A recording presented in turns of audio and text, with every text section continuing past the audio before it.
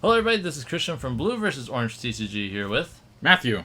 And we're here to spoil the final two cards of ATP-4. It's been a pretty good spoiler season. A lot of really exciting cards, and I can't wait to talk more about the cards that we're excited for here at the end. But getting into the spoiler cards now, we got the last character for ATP-4, who is also the last legend, Megatron / Galvatron from ATP-4. So Megatron, starting off, he's a leader ranged character. 5 attack, 9 health, 2 defense at 10 stars. So pretty understated, but you'll get to that in a second here. Starts off in bot mode. He has 2 utility slots. Very cool. And then his Arise trigger, he has 3 requirements. This has to be KO'd by an opponent's card. You can't have begun the game with any stratagems, so no stratagems at all. And no Autobots on your starting team. 3. Once that happens, you get to Arise and go into Galvatron. Yeah. Now this is really, really cool. It is. Oh, you also, I missed it, but you also get to do a neat little thing on Megatron's side that when he does Arise, you also get to pull a Matrix you own from outside the game, or which is your sideboard, outside the game, and put it onto Megatron. Not in your hand. Not in your hand, onto him, and then you Arise. I like a good free play. It's a really nice free play.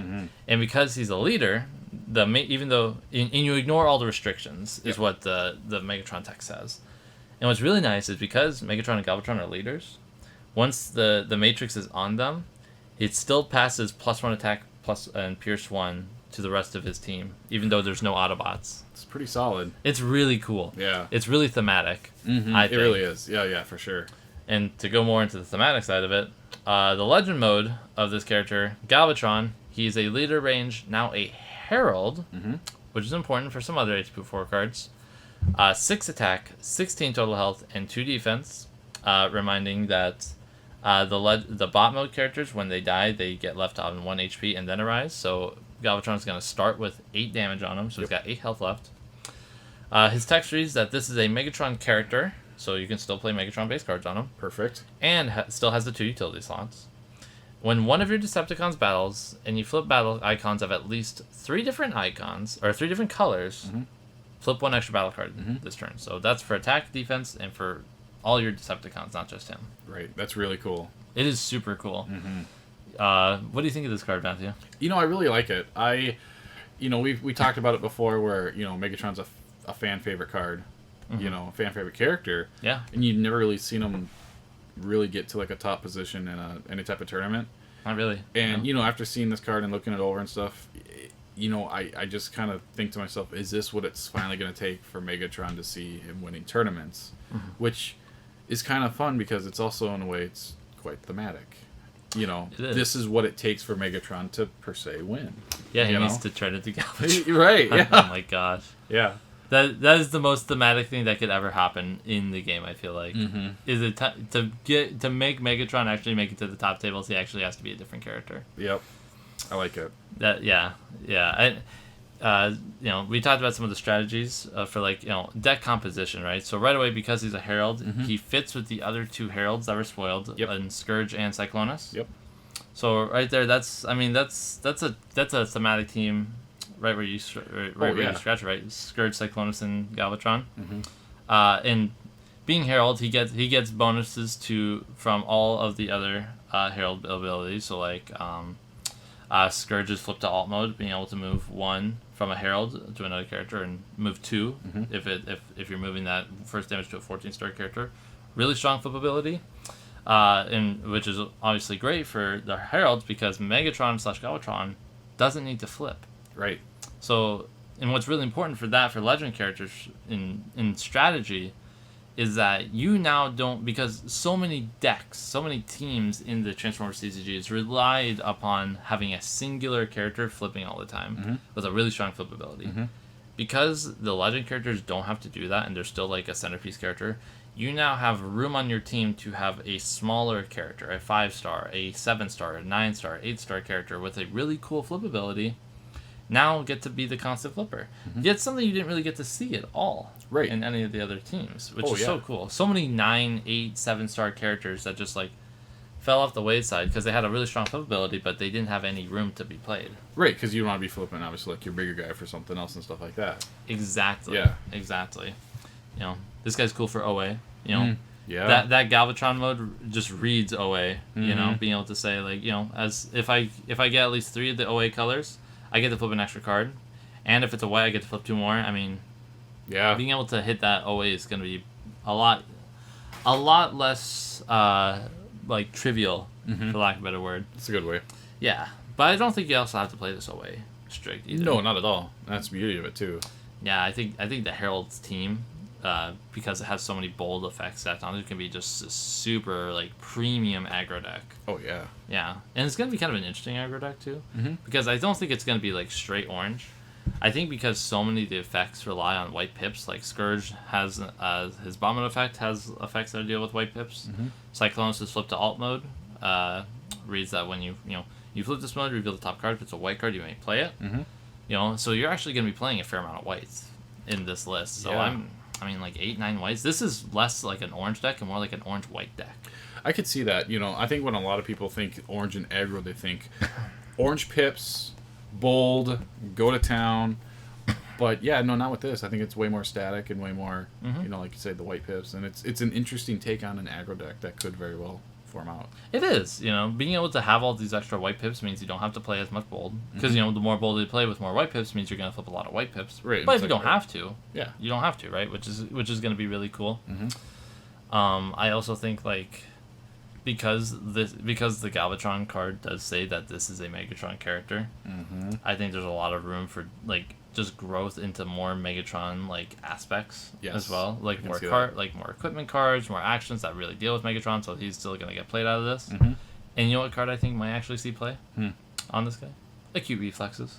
Oh yes, yes. Yeah, puts that in the utility slot and gets to keep it and the Matrix. I like that. That ain't bad. Man, remember like in Wave 3, Wave 4, I would always be like, we need to play like the acute engine. And it's just, you know, the acute reflexes and not really much like the erratic cannon, yeah. You know? But it was always, I loved it. And it never really worked, but I still loved it, you know? I honestly think this guy could be probably one of the best use cases of it. I can see that, for sure. Being able to focus to find a white, or Yep. just, you know, maybe get rid of whites if you don't need them all, right? True. You know, +1/+1 is still pretty good in a deck that wants to play a lot of whites either, right? Yeah, that's it too. You know, that's really it. Yeah. And if you lose the Matrix for whatever reason, you could stack 2 acute reflexes on this guy. Ooh, +2/+2. Man. That's pretty good. I like this a lot. Yeah. A lot. All right, so that's the character. We got a battle card to spoil for you guys though. We do, and I'm really excited for this. Me too. So this is a battle card we get to spoil this time. This is Show of Mastery. You know, going on the aggro topic that we were talking about with Galvatron. Yes. We got an orange pip card. We do. And you know, this one's pretty cut and dry. One of your characters gets +2 attack on the turn.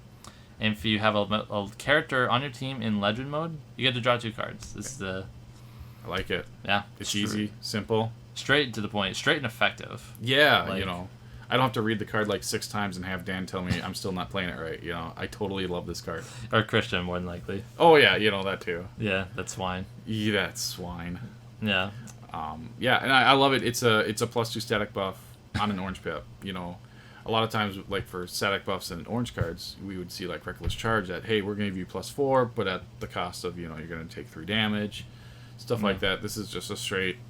You know, the first half's just straight. Here's a +2. You know, here's a good static buff with on color for aggro. Yeah. And like we talked about earlier, you know, if you've got a character with in Legends mode, you get to draw 2, so you get some of that draw power that you need in an aggro deck. That always makes it run out of steam. That's true. Yeah, this is a really strong compounded card in that way. It is. I like it a lot.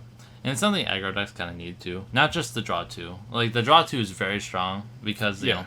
Aggro decks need to have hand, like they need battle cards to be effective because blue decks rely on character stats to win. Aggro decks really rely on battle cards to win. Yeah. You know, as a really layman's terms a way to get a broad scope of like how those two kind of clash against each other. Yep.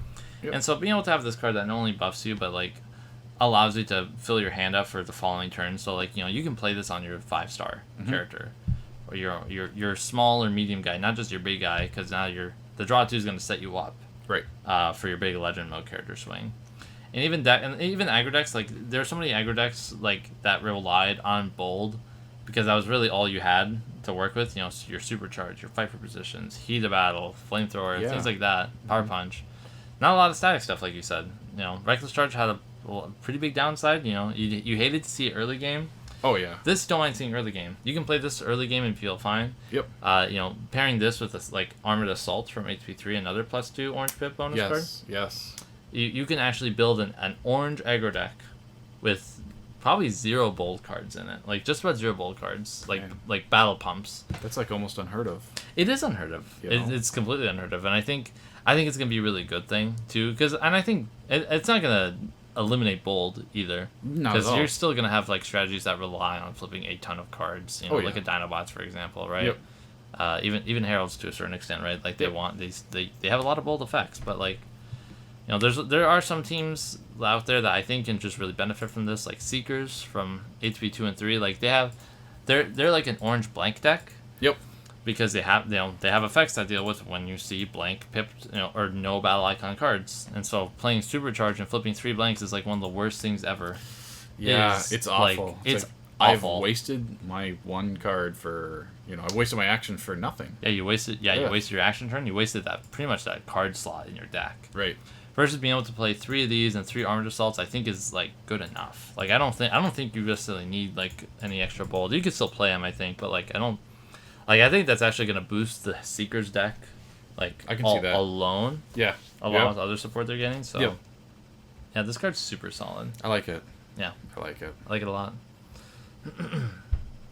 So, with that is the last card for ATP-4. That's it. Yeah. Spoiler season's done. It's been a heck of a spoiler season. In my opinion, there's been some of the most exciting stuff I've seen in the game to date. I would say so, for sure. Yeah. This is kind of what I would have expected, if the game was still officially going on. This is kind of what I would have expected the game to, the direction it would be going. Yeah.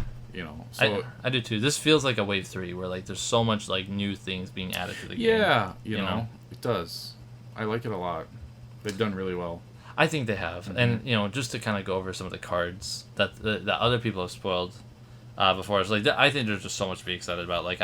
I love the legend mechanic. I love how it's gonna, just having a legend character in front of you playing against it's gonna force you to be okay, I'm gonna play this just a little bit differently. Mm-hmm. Playing a legend character is a ton of fun. I didn't get to play a lot of them when I was a playtester, but I did get to play one pretty extensively and playtest it.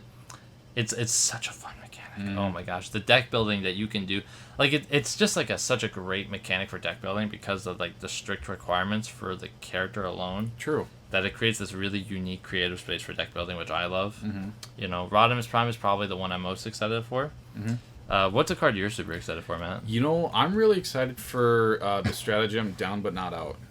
I've always had a soft spot for any type of patrol deck, be it ASP, and then that got real popular. Yep. I've really liked sports car patrols. Yeah, you played your fair share. I have. I really liked the sports car patrol with Cliff Jumper. I felt like that was, that was always fun. So just seeing some type of patrol card get a stratagem or get a little boost, it just makes me happy. It's just like an underdog that kind of gets a little static boost of some sort. Yeah. I'm really excited for that stratagem too, because I think it's that stratagem kind of embodies the pinnacle of not pinnacle is the right word, but it just shows the best of what a stratagem can be. Mm-hmm. For a star, you can play this character. You don't have to play Powertrain without this strat, but right. If you do, it changes the dynamic of the team in several different ways. Yes, because you could play this in a full off-road patrol team because it gives each off-road patrol +1. Yep. Or you can play this with, you can play Powertrain with the stratagem as just a single 6-star character on your team with no other off-road patrols. Mm-hmm. Having a stealth while untapped 10 health character with 4 attack bold 1 that's solid. That's great. It's really good, and he has other really cool anti-meta effects where on the stratagem it reads when an opponent's character combines or arises, you get to draw 2 cards. Right. Or when you're battling an enemy in legend mode, one of your characters does while you have an off-road patrol team, they get +1 attack and +1 defense till end of battle. Mm-hmm. I mean, it just has so many utilities. It's a very versatile stratagem, and I absolutely love it. Super versatile. Yeah. Super versatile. I also love Nothing to Lose. That's a really, really good strong battle card. Yeah, I love Seekers. I love the Wreckers. I love those teams, and knowing that like, you know, even though it's a star card, right? Knowing that there's a card that actually actively like defeats or ignores discard effects, discard strategies, like you know, Major Shockwave, Overlord, Aura of Dominance, you know, Espionage, Counter Espionage, and having that I can always hold this card until I need to use it. It's amazing. Yeah, it's so cool, and it's probably one of the battle cards I'm most excited for. Just sleeve it into a deck. Yep. But I just love Seekers, so. All right, to round off this spoiler video, we got a little bit of an announcement. So the ATP guys are going to be hosting a one-day event. So part of their Season 3, Season 4, I believe this is the end of Season 3 tournament series, is a one-day event. And this one is going to be a full constructed event with ATP-4 legal. This will be the first event where ATP-4 is going to be legal for a tournament. Awesome. Yep. So this is basically the Wild West. Yeah. I don't really know I don't know what all it's going to be there. You know, I think there's going to be a lot of legends, but I'm people are going to play with all these sweet toys. People are going to really figure out what's going to be good, what's not going to be good. It's going to be really exciting. And not just also there's going to be a link to this tournament for the Smash page to register down in the description below. But you also get a really sweet prize just for entering the tournament. The prize is going to be a spot glass character version of Megatron / Galvatron here, as you see in like the banner. So I'm not sure if you were ever able to see any of those spot glass characters, Matthew. I'm going to pull up here on my phone. But they're very similar to the Energon editions cards, where they're like these plastic cards, but like they have like translucent borders with like the character, a main character popping out the whole time. I think they look really cool, and you don't even have to like go in and win or do like really well. You can be excuse me, you can get dead last and still get this card. All you have to do is enter. I think they look really cool. Here, I got some photos here on my phone. So like here's an example like that, so you can see like this. Here's a Wheeljack from ATP-3. You get like this like plastic border, you get the clear background, and you know, and here's an example of like the Wheeljack bot mode ability. I don't have any of these cards personally on hand, otherwise I'd show you one in person, but that's the best I got. But I think they're super cool, and if you want one, just come and play. It's I don't know exactly what time it starts. The Smash page will say it, but it starts June 26th. I hope to see a lot of you people there. I'm gonna be there. Matt, you gonna be there? You know what? I probably will be there. No. I don't know if it'd be like an all-day thing. You know, I may be that one guy that's dead last. But you know what? It's been a while. I should probably jump right back into it again. It's a good time too. It is. At the start of a new set, time. When all the excitement. Yeah, absolutely. That's the best part. Most of the one-day tournaments run for about 4 to 5 hours. Oh, that's pretty good. Yeah, it's not too bad. It's pretty nice. Yeah, but awesome. Yeah, but that's the video, and that's ATP-4 spoiler season done. I'm really excited to be playing this set. You know, I got to, you know, as someone who got to play test some of the cards, you know, I'm really excited to not just play those, but like I'm making a point to avoid playtesting a lot of cards that I see, just so I can get that first-hand experience there. So I probably play tested like 15-20% of the set. So I got a lot of new toys to play with, and I'm really excited. Yeah, and I think that kind of, you know, it's like a throwback to like when we would get a new box and crack open everything and start playing. You know, you just have that like fun-filled like, this is awesome, this is new, I'm gonna play with it now, and yeah, look at all the sweet stuff I can do now. Yeah, you know, that was, yeah. Yeah, it helps keep that feeling alive, like it you does. said. It really does. That was probably my favorite moments in the game, was right on release date, getting all those boxes, you know, cracking open box 1, getting super excited about all the new stuff, cracking open box 2, excited you're filling out all this stuff, then cracking open box 3 and 4 and realizing you're pulling a lot of the same junk that you don't want to see and you just want those SRTs. Yeah, pretty much. That's exactly how it felt like. Man, those were fun. Those first 2 boxes, you can't, you can never forget those. Never. Yeah. Good stuff. Good stuff. Anyway, guys, thank you so much for watching. We hope to see you June 26th for the first ATP-4 tournament. Yes. It's going to be really exciting, and I hope you guys enjoyed this video. Peace out, everyone.